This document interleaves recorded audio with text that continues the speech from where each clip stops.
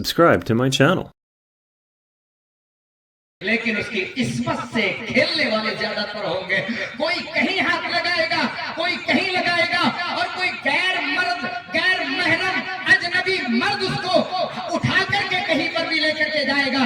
کتنی غیرت کی بات ہے, کتنی بے شرمی کی بات ہے. اس لیے اگر عورت کو باہر نکلنا ہو تو باحجاب ہو کر, پردے میں ملبوس ہو کر, چادر میں اپنے آپ کو لپیٹ کر اور اپنے قریبی رشتہ دار کے ساتھ میں باہر نکلے. یہ اللہ کے نبی صلی اللہ علیہ وسلم نے ہمیں گائیڈ کیا. اللہ کے نبی صلی اللہ علیہ وسلم نے بہت سارے لوگوں کے نام رجسٹر کیے. ایک جنگ کا اعلان ہو گیا, غزوے کا اعلان ہو گیا, فلاں غزوہ ہونے والا ہے. کون کون ہے جو اس غزوے کے اندر حصہ لے گا, کون کون ہے جو اس غزوے میں جائے گا. ایک آدمی نے اپنا نام رجسٹر کرا دیا, ایک آدمی نے اپنا نام لکھا لیا, تحریر کرا دیا. لیکن اس کی پتنی جو تھی, اس کی بیوی جو تھی, وہ حج کے لیے تیار ہو چکی تھی, حج کرنے کے لیے جانے والی ہے.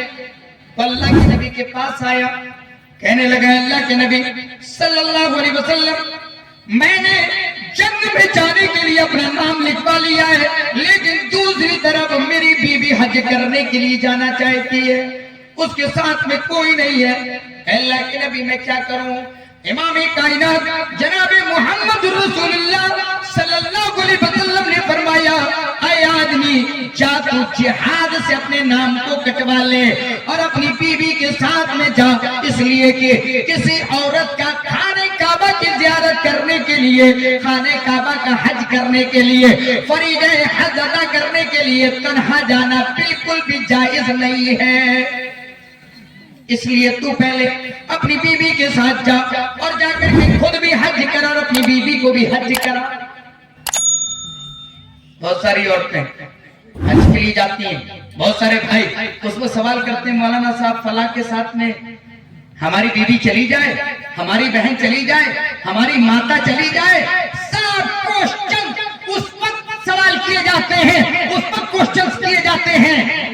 لیکن اگر بازار میں جائے تو کوئی نہیں پوچھے گا مولانا صاحب ہماری بیوی مارکیٹ میں جا رہی ہے, کٹیہار جا رہی ہے, کشن گنج جا رہی ہے, فلاں جگہ جا رہی ہے, کیا ساتھ میں کوئی ہونا چاہیے یا نہیں ہونا چاہیے؟ کوئی کوشچن نہیں ہے. چلو جاؤ, ہمیں تو بڑا بھروسہ ہے اپنی وائف پر, ہماری بہن پر, فلاں پر, فلاں پر. میرے بھائیو کتنا ہی بھروسہ, بلیو, بھروسہ, یقین کیوں نہ ہو, لیکن چونکہ شریعت جو حکم دے رہی ہے اس کی پاسداری کرنا, اس پر عمل کرنا یہ ضروری ہے. اور اللہ کے نبی نے عام بات کہہ دی, لا تسافر المرأة الا ما ذی محرم, کوئی عورت یہ تنہا سفر نہ کرے جب تک کہ اس کے ساتھ میں کوئی محرم یعنی اس کا قریبی رشتہ دار, ایسا رشتہ دار جس سے اس کا نکاح نہیں ہو سکتا, وہ جب تک کہ اس کے ساتھ میں نہ ہو وہ تنہا سفر نہیں کر سکتی ہے.